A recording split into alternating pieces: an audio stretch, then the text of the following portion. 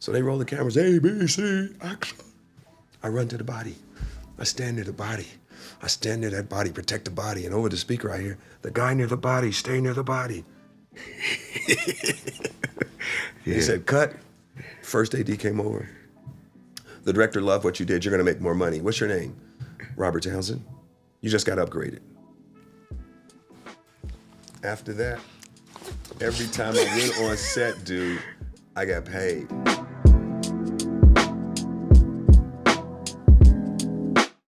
I'm Dometi Pongo, and with me today is someone who was a multi-hyphenate before the term became overused and overpopular. I mean, director, actor, curator, creator, filmmaker, part of some of the most resonant cult classics in our culture. I'm talking about Hollywood Shuffle. I'm talking about B.A.P.S. I'm talking about Parenthood, practically raised me. The list goes on and on. The director of Eddie Murphy's Raw, none other than the venerable, the legend, Robert Townsend.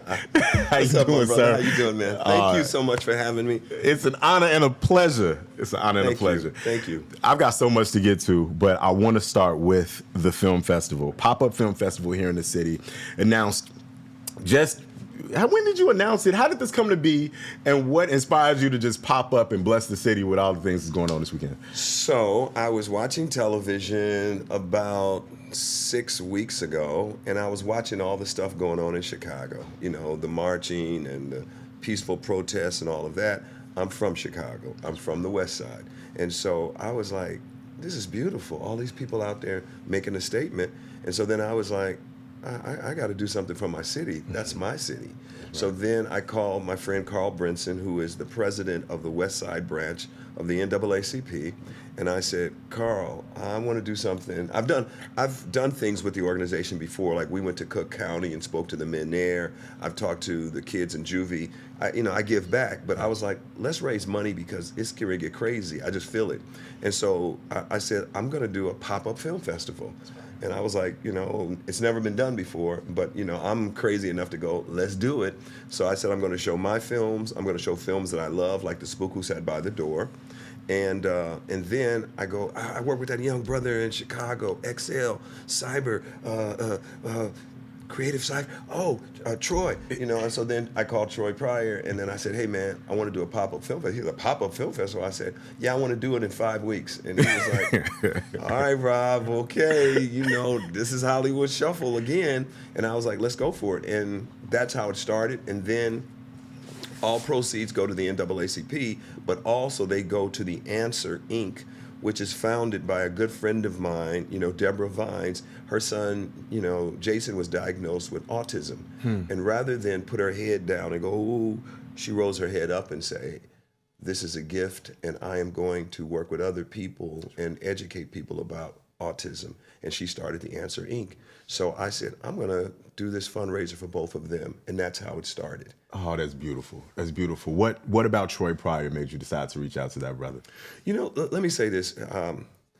Real ones recognize real ones. And so he is about the business, and he handles business. And so because even though I was a guest at the XL Festival, the director, producer side of my brain is always watching how things move. How does things move? Okay, how did he handle that? How did he handle it? And I'm just, I don't say anything. I'm in the cut.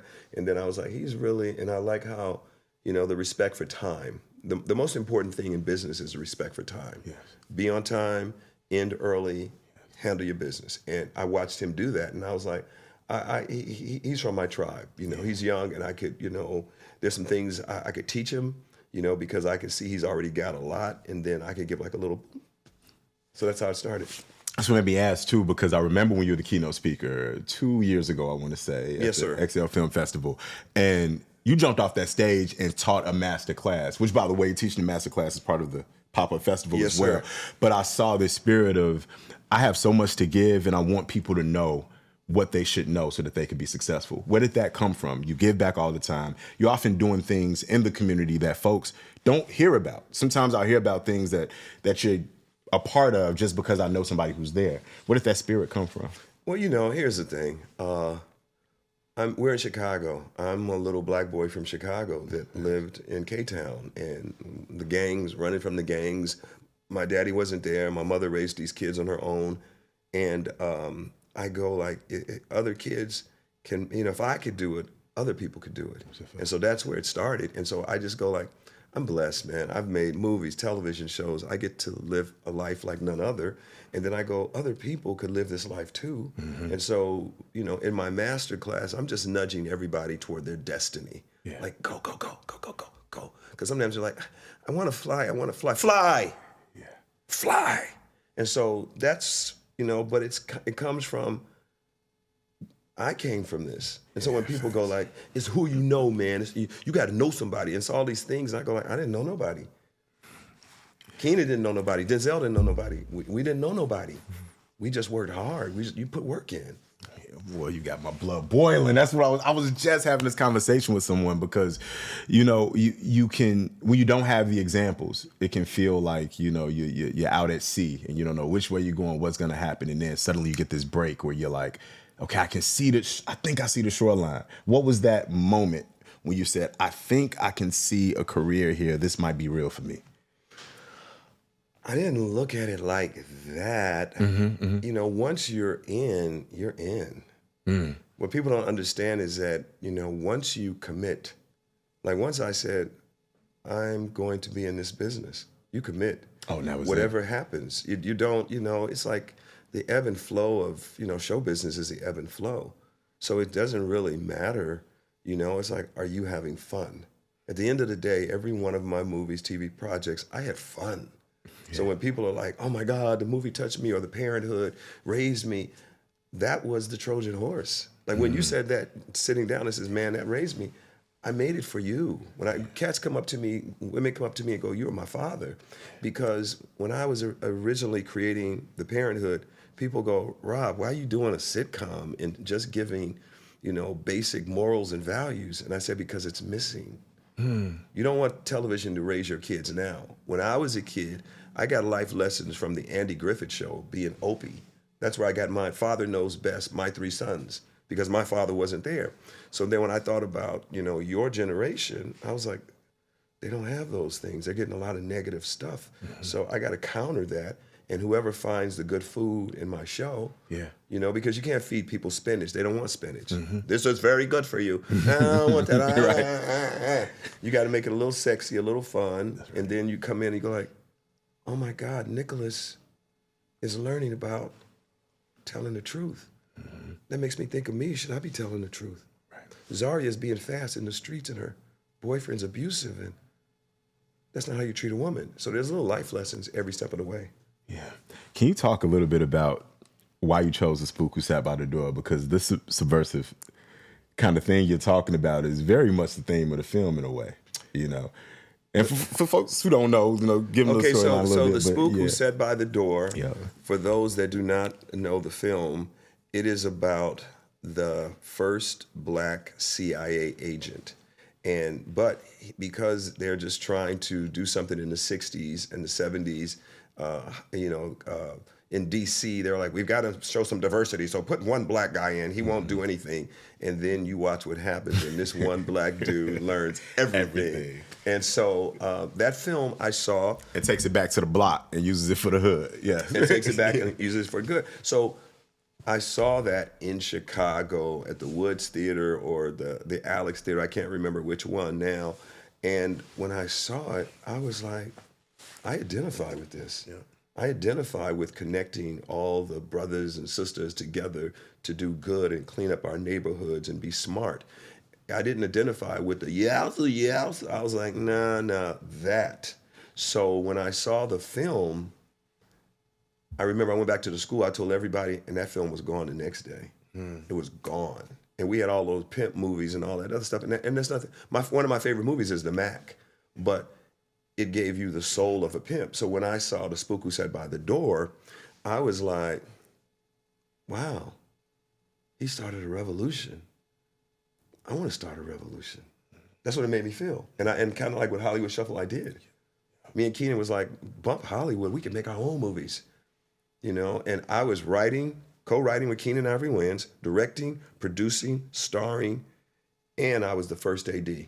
Quiet on the set. I heard them talking out there. I was ready to go first AD mode. Quiet, can I have a quiet in there, please? I was, because that's just how I'm wired. because that sound is going to cost me money if we have to redo sound. So I'm listening like my ears are super sensitive. So when I saw Spook, it fed my spirit, and then I was like, oh, you could do it. Yeah.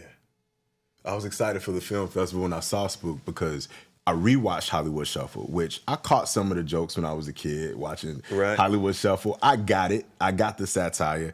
Now watching it as an adult, I'm catching so much that I didn't notice before. And then watching it later on in adult life as someone who's been in this industry and had to turn down certain things, you have a different appreciation for the message in the film. And so you definitely were Spook in multiple ways with Hollywood Shuffle. I know you told the story before, but can you just get into what it took for you and Keenan to get that movie made, and what happened that inspired Hollywood Shuffle and that approach to filmmaking for that whole? Well, what happened was I had this one audition, and this white director from England humiliated me. And he just clowned me really, really hard.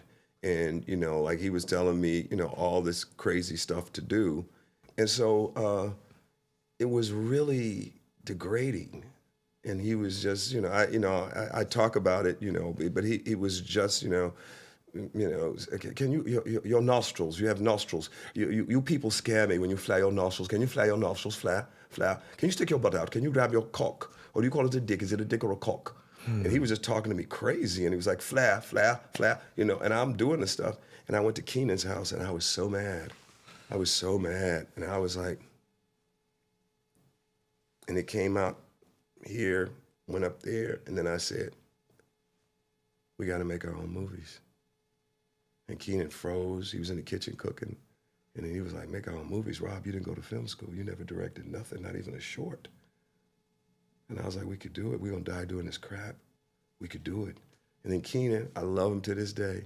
Keenan goes, Rob, we just two boys from the projects. That means we can do anything. And that's when I took, and I'm like learning on the job, 12 days. We shot the film in 12 days, 12 of the hardest days of my life. But I loved every second of it. So that was the catalyst, because I saw the game was like this. The negative images were here, and, a few little positive examples here. And then I said, I'm not gonna complain. I never complain. I go, you know what?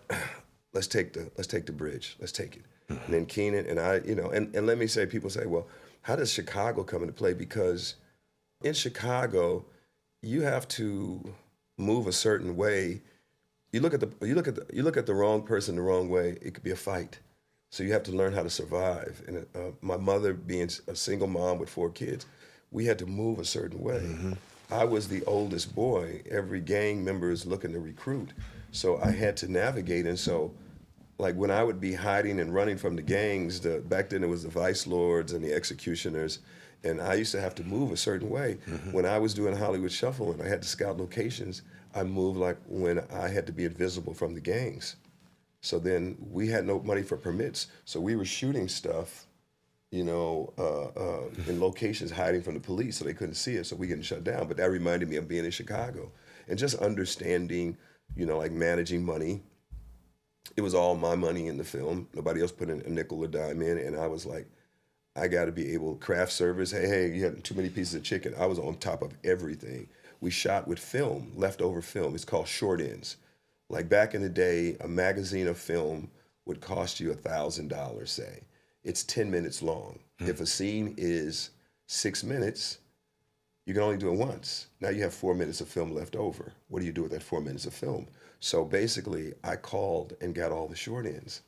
And so I got 4 minutes, 3 minutes, 2 minutes, 1 minute, 2 minutes, 3 minutes, 5, 6, 7 and a half. And so I would just do Winky Nicky Dog. Tommy, we got it. Da-da-da. Right. So I figured out a whole nother system. And like I said, we did it in 12 days. And people go, and I had 83 actors. But because Chicago, again, I started at XBAG, Experimental Black Actors Guild. I saw writers of color. I saw directors of color. I saw set designers of color. So I was like, and they did it well. So I wasn't afraid to say, I'm gonna make my own movie. People thought I was crazy. People said, he's gonna try to do a movie for $60,000. He's out of his mind. But I've always been really, God's given me a gift. I'm really smart. I can process stuff. So I remember I was like, well, where are we gonna edit? I said, Keenan said, Rob, where do they edit porn? And I was like, yeah, let's go to a porn house. And so we went to a porn house in Chadworth, California. It's me and 16 porn editors while we're editing. And I had never listened to anybody direct porn. And I'm walking down the halls waiting on my cut. And I look in the room and guys, put your head down, put your head down. Enjoy it, enjoy it. And I'm like, oh, that's how they do, and they're just sitting in there and they're like, everybody came down to our suite because we were doing a real movie. But Keenan, we were just figuring it out. We didn't know what we didn't know. And I didn't know how to do a call sheet. I just said, meet at my house at 5 o'clock. We're going to park 3 blocks away from the location so nobody knows. Everybody's got to be small and invisible so we can go in there and shoot. And nobody goes, they're doing a movie, shut them down. All the sequences that you see in the outside, we shot those first things Sunday morning because the world was asleep. Right. Not Saturday morning, Sunday morning. So by the time, and I was well rehearsed, everything laid out, everything blocked out, and I got 2 minutes of film, 3 minutes of film, 4 minutes of film, in, out. And they didn't even know we were there.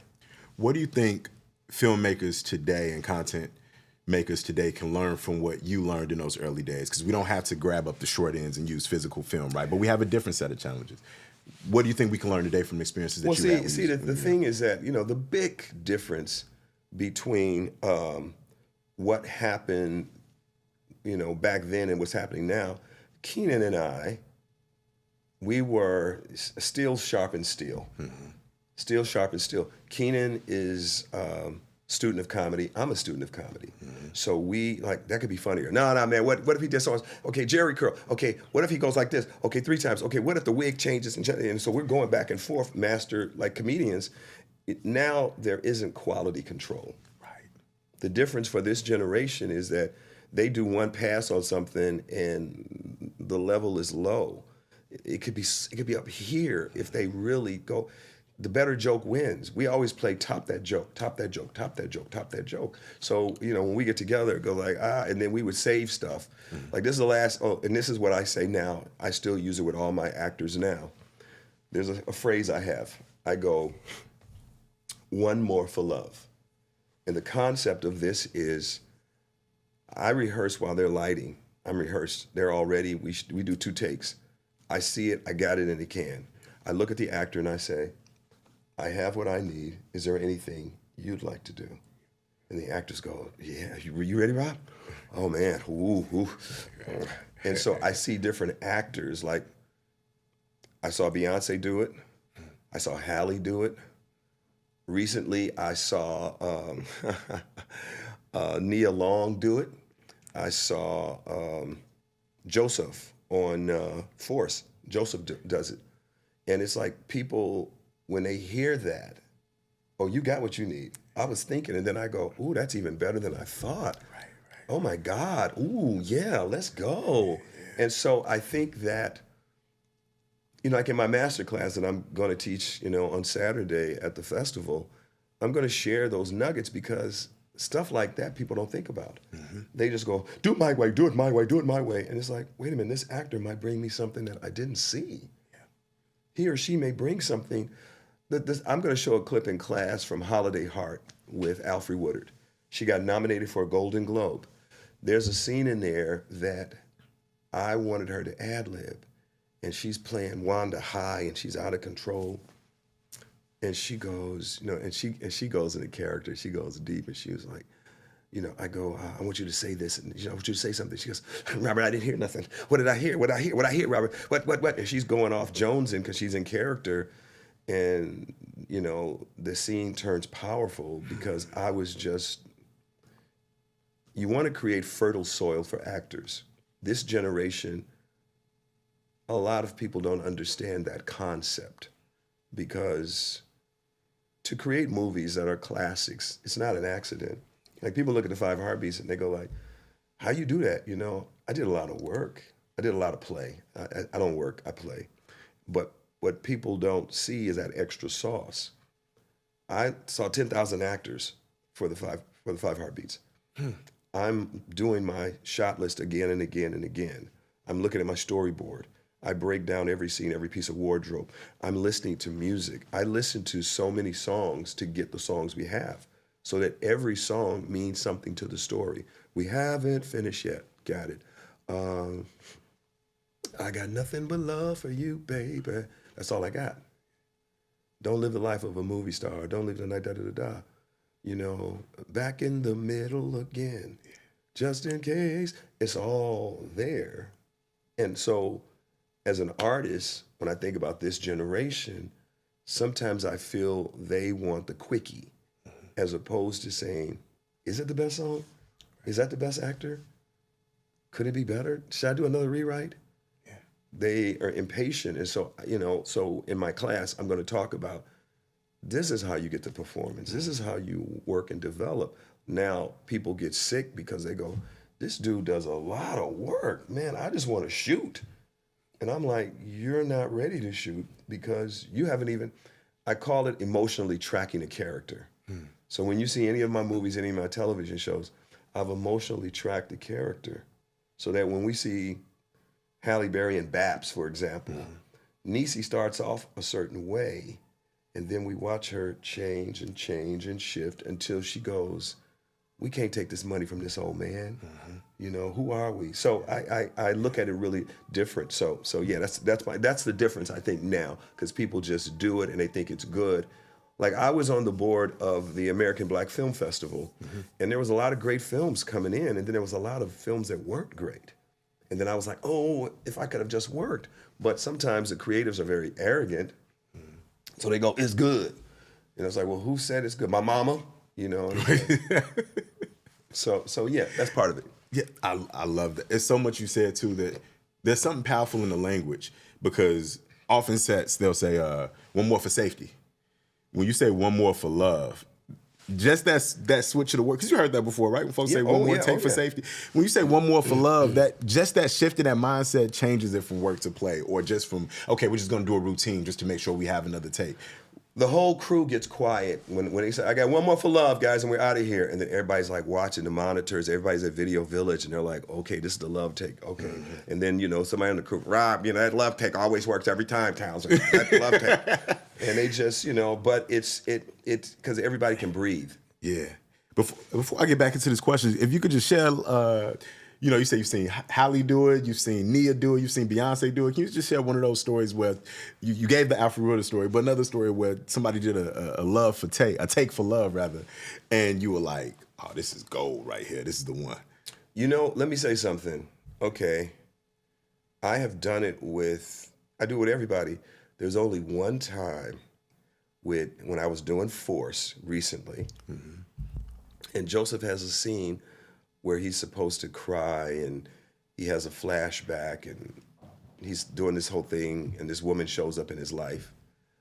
And we talked through the whole symphony, and it was the first time I looked at him, he looked at me, and I was like, that's it. And he was like, that's it. So there was no love take. It was absolutely brilliant. That was the first time ever. Terrence Howard, oh man, Terrence.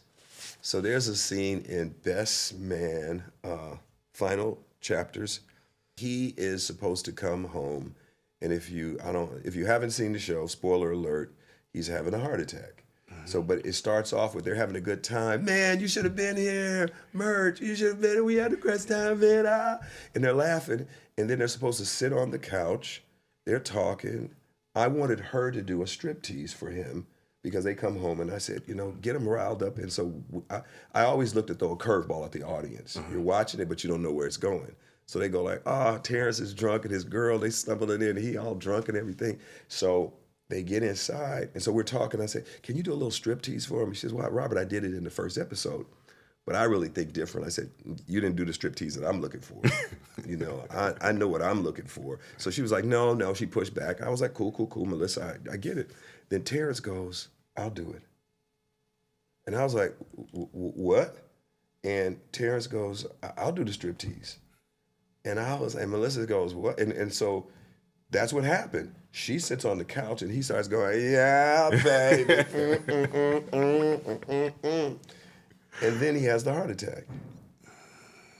And I go, one more for love, and Terrence gives you everything, baby. He was ready to, he was like, shoes, zip, zip, zip, zip, zip, zip, zip, you know, and then everybody's sitting around the monitors going, Robert, that wasn't in the script, but my God, that's even better. But that's, you know, and I love Malcolm Lee, because Malcolm Lee, when he comes on set, because he got COVID, and he called me in LA, and he goes, Rob, I got COVID. I need you to finish the final episode, you know. I got 5 scenes left, can you do it? I said, I'd love to. And he always does this thing, when he sees me, he goes, dum, dum, dum, because he's like, you know, he said, Rob will play the music, dum, dum, and he does that. And because I come prepared, and the actors, they all like, you know, I just remember that they were all like, we want you to come back and direct, you know. And so when Malcolm got sick and everybody's like, we knew you were coming back, you know. So I just had the best time. But they like One More for Love. They like that, yes. And that's this new generation. I want them to understand. If you're really prepared, then you can play. Yeah. If you're not prepared, you can't. Right. You got to set the foundation before you get to play. Yes, yeah. yes. You know, I love that too. I've seen these scenes online of you candid behind the scenes of you getting the actors and getting everything together for 5 Heartbeats. Yes. I don't know if you've seen some of this footage that is leaked and come out and all, and seeing you in action. And I remember I was talking to somebody and they were like, yeah, you know, whatever happened to that group? I said, that was a fictional. You know how many people didn't know that the 5 Heartbeats? I'm just getting aware of that now, that people really take it serious. No, it gave me the Mandela effect. When there's a house for love, I was like, that is a real song. Like, no, it's not. Like, when I know you meticulously planned out these stories, but did you see a future where folks were going to be confused about whether this fictional group was actually going to? Is that something that surprised you? Well, you know, it did. Yes, it did. Okay. Because I had done so much research, and again, back in Chicago, 1968, Herb Kent, the cool gent, said the Temptations were breaking up. And that's when I was like, as a little boy, I was like, that's my greatest group. You know, they're the greatest group.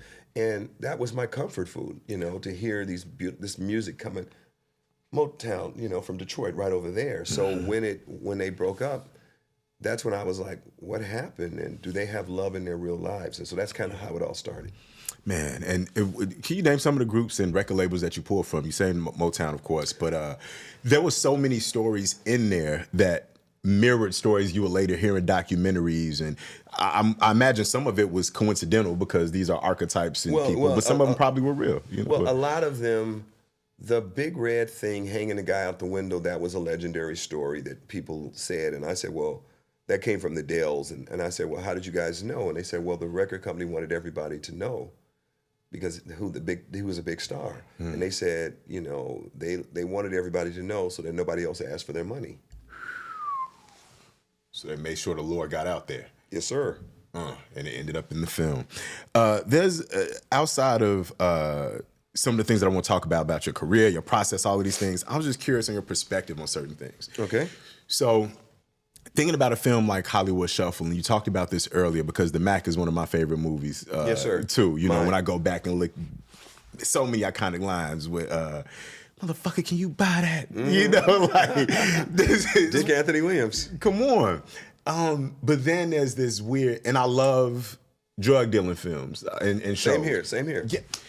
And then there's the other side of it where there are the negative stereotypes and the connotations that come with that, where it's almost like, I don't know, what's your overall take on blaxploitation and the shows that the Paid in Fulls, the New Jack Cities, the Snowfalls, the things that we love, but they're centered in realities, but also to have these negative themes. There's a balancing act sometimes with some of these works. Well, the thing about it is, like The Mac. Let's just take The Mac, for example. The Mac is one of my favorite films. I am a tenured professor also at USC, and the Mac poster hangs in my office next to Soldier Story and next to A Brother from Another Planet. So the Max Julian, Richard Pryor, Dick Anthony Williams, wonderful actors. The Mac is the anatomy of a pimp, and it gets into the pimp's soul because he had a mother and he loved his mother, and his life took him down the path, and his mother died because of it. So it was a cautionary tale at the end of the day. It gave you all the glam and all of that, Goldie, Goldie. But at the end of the day, he lost everything in the process, and he was out of control. So it's a cautionary tale, but it is one of the best films because the director did a wonderful job, but you had the input of Max Julian. You had the input of Richard Pryor. It's like when I was doing Soldier Story, you know, me, Denzel, David Allen Greer, Howard Rollins, Adolph Caesar. We're in Fort Smith, and the one thing I learned from Norman Jewison, the director, who had done In the Heat of the Night and all these amazing movies, he would listen. He doesn't, some directors ride roughshod over actors. Just do the line. Shut up, just do it. And Norman was like, how would you really do this? Is that how you would say it? Right. How would you, when he comes across here, and it's, you know, it might say like, you know, no, I'd just give him a look. I wouldn't say all that. And he goes, okay, let's do that.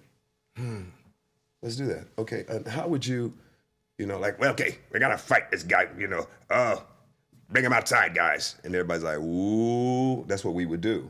We wouldn't say, hey, man, that. No. Less is more. Yeah. So when I think about, and here's the thing, I hate the term black exploitation. Those were my heroes. And so it was the first time I saw a black man kick ass, take names, and get the girl. And get many girls. Other than that, we were like, no sex for me. You be the third detective, and it's like, your wife's on the phone, Charlie. She misses you. Right. All right, Charlie, have fun. And that was it. The brother didn't get nothing unless she was dead body, and it was like, she's dead. She's gorgeous. Let's go. You know, so... Yeah, so I don't use exploitation because even Rudy Ray Moore, who I loved, he was acting in his films, producing his films, writing his films, had other directors, but he was like, bump this, we'll make our own movies. That's right. You know, and here's the thing, people can joke and make fun of like, they were really bad. It takes courage to direct. I'm sorry. So many people sit on the sideline. It takes courage to say action. It takes courage to say cut. So I don't want to hear anything about that. So many people talk. Right now, with this generation, the only thing that's stopping them is fear. A lot of scared people because you have no excuses now. If you go like, well, yeah, I don't want to do it on the iPhone. Why not? Why not work your muscle? So you're going to wait 5 years and you got, until I get $100 million, you're scared. No, I can't let nobody read my script. It's so good. They're going to steal my idea. There were many movies out there about singing groups. There's only 5 Heartbeats. You can steal it if you want to, but you can't steal the essence of what I'm doing as a storyteller. You can't steal. Right. You can take it and say, like, oh, there's a concept. No. If it's really done well, it'll come back and somebody will say, so I look at artists, and I want to talk about this in my master class. You can be born when you choose to be born. I chose to be born with Hollywood Shuffle. You choose to be born. Get Out. You know, he chose, you know, to be, Jordan Peele chose to be born then in that moment. So right now, this generation, there's a lot of fear. They're doing stuff, but it's like, oh, it could be so much better. Oh, the layers to the world, the character development. Give it to another writer to polish it. Yeah. No, I'm the best. My ego says I am the best. And so, oh man, it could be up here. Right. Oh, and I see stuff and I just go, because they get offended, you know, like, thanks, Robert Townsend. I'm like, dude, I'm just... But there are others that watch you and get inspired. I was reading an article where Ayo, Debris, they asked her, as the lore goes, who would you like to play your dad? And she says, Robert Townsend. And for those unfamiliar, Ayo is an actor on The Bear. Also, one of the first people on my first MTV show, and so I just love seeing her. Yeah, man. Wow. No, she is the truth. I call her the baby goat. Yeah. She's the baby goat. I mean, now she's on Broadway with Don Cheadle, about to do a show, Proof, on Broadway. Yes. I'm so proud of her. You know, she's just, we danced together on The Bear, and we, father, daughter, and I love working with her, but she's a different breed. Yeah. She's learned to push down whatever fears or whatever things, and she flies high and gracefully high. And I love it. I love it. Who are some other actors that you look at right now and you're like, you know what, I can't wait to see what that person becomes? Oh, that's a good question. Who else am I looking at right now that nobody's coming to mind right now, because the actors that we know, but see, my brain always goes to who's out there that hasn't gotten a shot. Like, I want to do another open call and just see what the next wave looks like.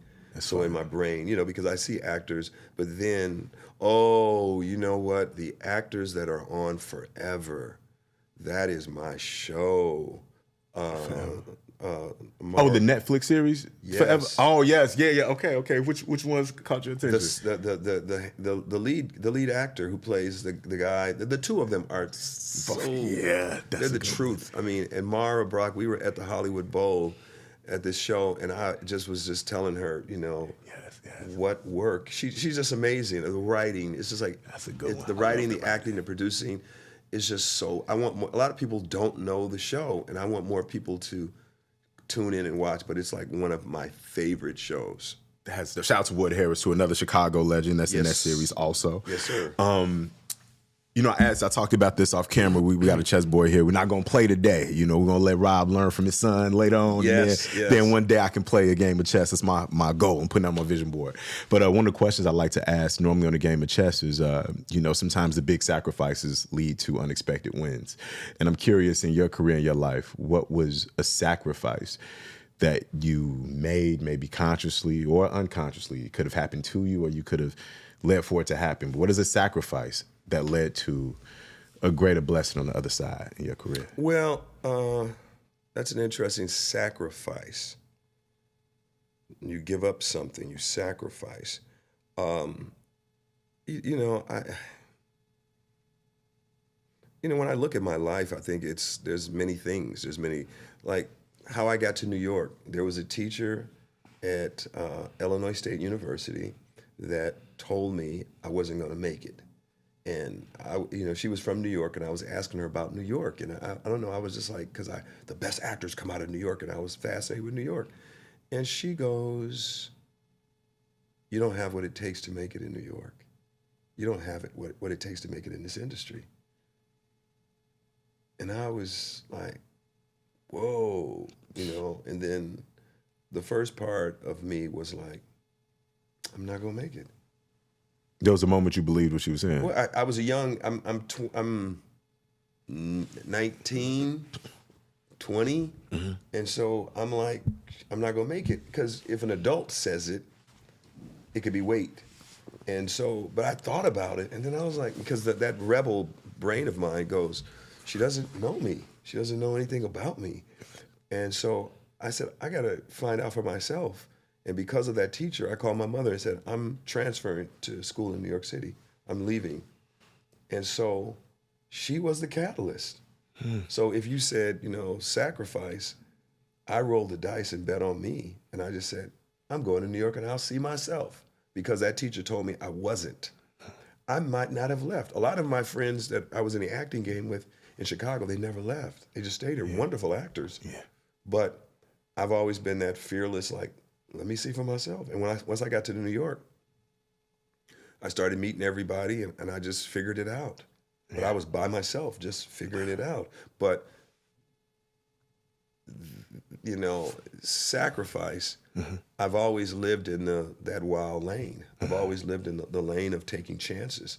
The average person, a lot of people are scared, and they make excuses. you know. And when I hear excuses, I go, oh, I call bullshit. Yeah. Because it's not, you know, because you're scared. Yeah. You know, like, it's like, what happened to that script? I'm still working on it. I'm still working on it. Hey, why don't you shoot a few scenes? I can't wait till it's done. Why don't you have a table read? Oh, no, I can't do a table read. Yeah. So then I go, oh, okay, okay. You're not really about this, so you will. So many people talk a good game, but then it takes action to really do it. That's right. I got 2 questions about films, and then I got rapid fire, and then we'll be out of here. But Yes, sir. Before I get there, what is it about negative inputs that push us forward like that, right? Why is it always when someone says you can't do something, it awakens some competitive spirit in us, sometimes even more so than the people who believe in us? I don't want to generalize. That might not be true for you, but sometimes that it awakens a beast in me. What do you think that is, G? Like, You know, it's like we always want to prove a motherfucker wrong. well, you know, here's the thing. I think there's a lot of there is a knowing that we have. I don't, you know, it's like God is what is in us. There's a knowing, and it's like Keenan has the same thing. We have a knowing. Yeah.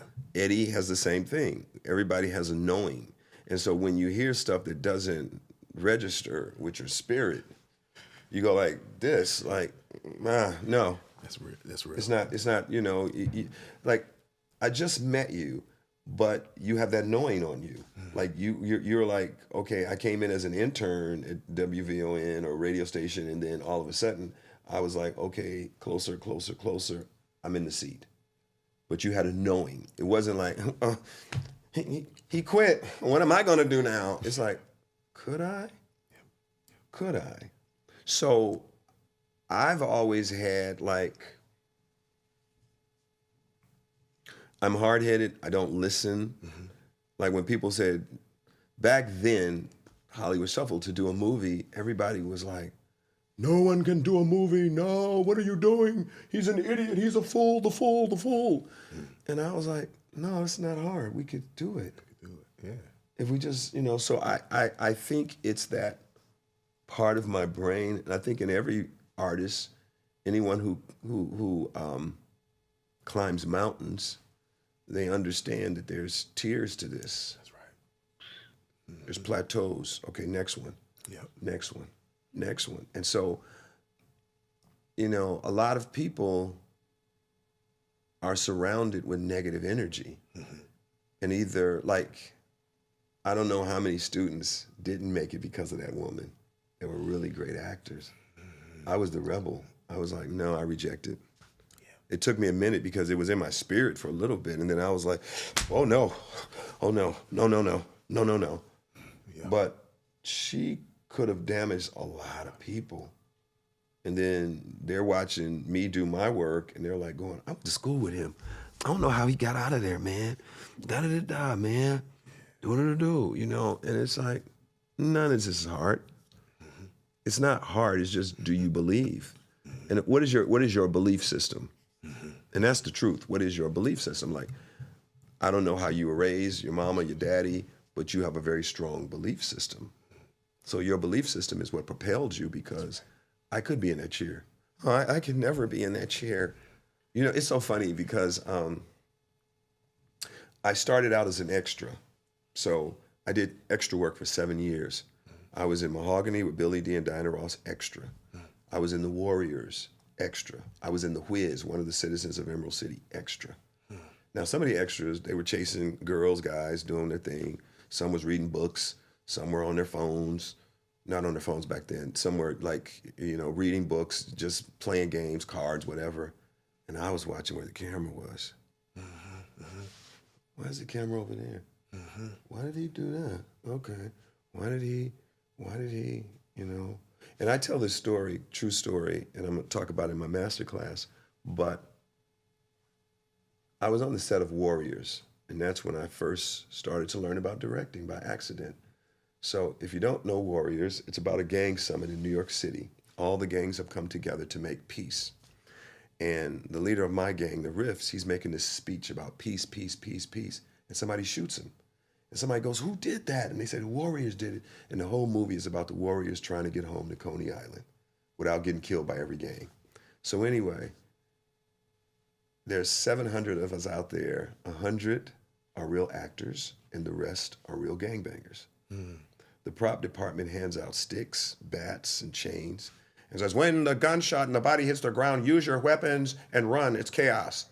And the gangs were loving it. They were, pop. People were getting hurt. They're like, where's the SAG rap? Where the fuck is the SAG rap? And so I didn't want to get hurt. I didn't want to run all night. And I started thinking, the body fell over there. I'll be the one soldier to stay with the body. I will protect the body, even though he's dead. I'll be the one soldier. That was my leader. Acting, breaking it down. So they roll the cameras, A, B, C, action. I run to the body. I stand near the body. I stand near that body, protect the body. And over the speaker I hear, the guy near the body, stay near the body. He said, cut. First AD came over. The director loved what you did. You're going to make more money. What's your name? Robert Townsend. You just got upgraded. After that, every time I went on set, dude, I got paid. There's a movie called Fast Break with Gabe Kaplan. He was on Welcome Back, Carter. Anyway, after I did that, I was like, oh, I'm gonna get upgraded every time. I'm gonna make money. They're making $66. I'm making $366. So the movie is about basketball, and he plays a basketball coach, and he's playing a pickup game in New York City, on 4th, West 4th, or wherever that legendary court is. So I'm, again, now I got upgraded. I was getting upgraded like all the time. So then I go over to the first AD and I go, what are we shooting today? He goes, it's a 3-on-3 game between Gabe Kaplan and some players, and that's what we're shooting. And we're gonna be shooting down there, and then down here is just gonna be the background, and so on, so on, so on, so.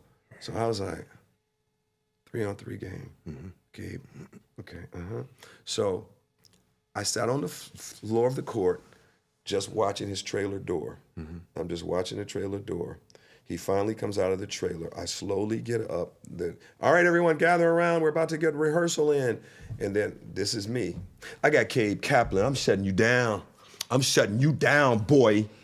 And director, I love this. I love this. Oh, this is good. This is good. This is good. Good. You'll guard Gabe. What's your name again? Robert Townsend. You just got upgraded. Oh, thank you. Yeah. So I was learning, and you make more money. You just got me so hyped, because it's like you can't teach that, but you can, in terms of paying attention, being present, and focusing on what is to be done and knowing how to show up. It's not luck. It's not luck. It's not luck. It's like, because I set an intention. A lot of people don't set it. It's like, I don't know what you want out of life, but it's like how you amped up now. I feel it all in your body, because you're like, oh, Townsend is talking about me going to my next level as well. That's a fact. That's a fact. I saw it. Speaking my language. I saw it on you. I saw destiny. Interviewing Robert Townsend is a masterclass in discipline, because you know how hard it is to keep my mouth shut, so I could almost jump through this doggone camera right now. Okay. You got more things to do, more places to go. So the next round of questions will be fairly quick. Yes, sir. But I gotta ask. My brother-in-law would kill me if I don't ask about Eddie Murphy Raw. Yes. You told the story about how it came to be before, so I don't think we need to tell it here unless you would like. But what I am curious about is, what is it like choreographing stand-up comedy? It's something I hadn't really thought about. Is the director in conversation with the comic around his movements through the stage, or is most of your input in that film that happens before the stand-up? Well, let me say this. Eddie is a genius. So, as a director, let me say this, and this goes for Raw, for anytime you direct. When it's cast really well, all I do as a director is this. That's it. Yep. If it's cast really bad, but if it's cast really well, that's all I do. Right. So, hey, Cameras. He's going to do the African piece here. Let's stay wide, wide, wide. Let's track with him as he does it. Let's come back this way. Do. Okay, he's going to do the thing with the ice cream cone. Let's make sure we're cowboy for the ice cream cone. When it hits the ground, let's go wide. So you're just thinking through shots. You're thinking through everything. But again, I'm really prepared. But when you have somebody like that, I will give notes. I will give adjustments, and then. When you're comedians, Eddie hears something that I say that Keenan says, and then, it's like how you just go, oh, okay. Right. I already know you just went to another level. I don't have to say nothing else to you. I just know. You understand what I'm saying? Absolutely. And so when you work with somebody like that, it's like this, and then I see him kick into another gear, and I go, oh, we got it. Because, as comedians, if we get that note, that one little adjustment, and you go like, hey, when you do so-and-so, can you do so-and-so? Oh. Like I was just working with Damon. I directed, 5 episodes of Papa's House for CBS. It got canceled recently, but great show. So it was Damon, Senior and Damon Junior. Yep. And we had the best time. And it's that thing again where I go, and then I'll tell one actor, I won't tell the other actor. And then once they add that extra sauce, the whole room goes, Yeah. So it's that. Best writing for a series that you've ever seen. What series have you watched and said, this writing, phenomenal? Best writing. Right now, it's Forever. Forever, love it. Yes. Best writing for a film that you've seen. I'm Godfather guy. I'm Godfather. Godfather, I love it, I love it. A film that you wish you directed. A film that I wish I had directed. Ooh, that's a really good question. Oh, I'm old school. It would be A Face in the Crowd. Okay, I'm not familiar. Put me on game. What's this movie? A Face in the Crowd is by my favorite director, Elia Kazan. It stars Andy Griffith. It is about exactly where we are right now in this country. Wow, A Face in the Crowd. That's on my list. A character you wish you had the chance to portray. I would say Peter Finch's character in Network. Network is a movie with Faye Dunaway and Richard Holden and Peter Finch, and he plays a TV news anchor that goes, I'm mad as hell and I won't take it anymore. I would want to do something crazy like that. I can actually see that. I really could see that.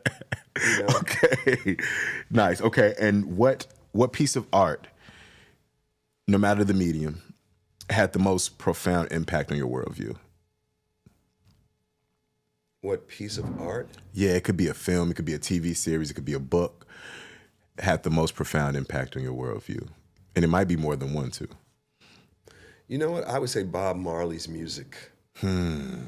Bob Marley, because when I would write, I used to go to Santa Barbara, and I'd go to this little hotel right on the water, and I would just be listening to Get Up, Stand Up for Your Rights. No woman, no cry. And I just remember the sun is going down, the waves are right outside my window, and I would just play, and then I'd have CDs, and I would just listen to the CDs, but Bob Marley, because I was just like his words, and so, that was a season where he really fueled my creativity. I love that. Who's on your comedic actor Mount Rushmore? Comedic actor.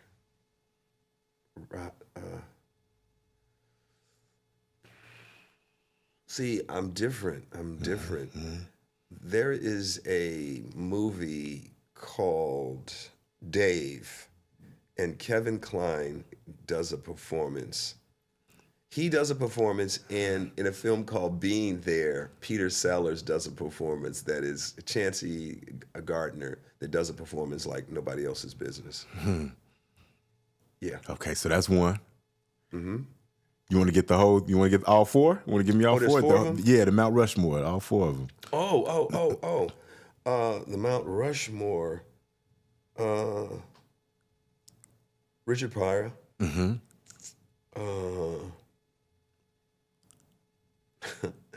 From any genre. Any genre. Dave Chappelle from the Chappelle Show. Come on. He makes me, just thinking about him, because he always does so many funny, quirky things. And I'm trying to think of who else. Here's an obscure guy that people don't know, Vic DeBorga. He was, he's a brilliant pianist, a white guy.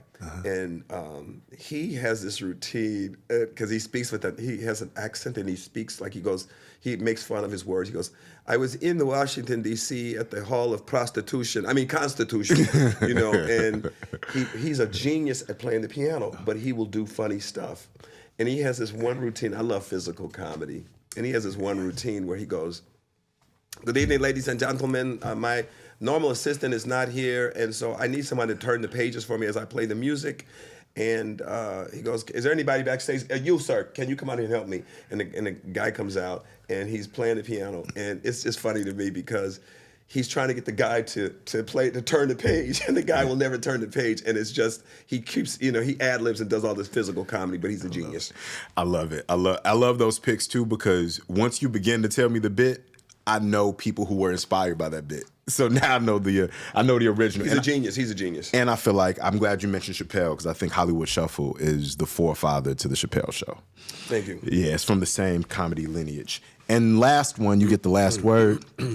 Favorite quote, something that either you live by, or that you've heard, or that you've read, something that someone has said that has, been a game changer for you that you'd like to leave the people with. My mantra in life is, there's always another way. There's always another way. There you have it. That's the name of the episode right there, man. A masterclass in belief. There's always another way to make it happen.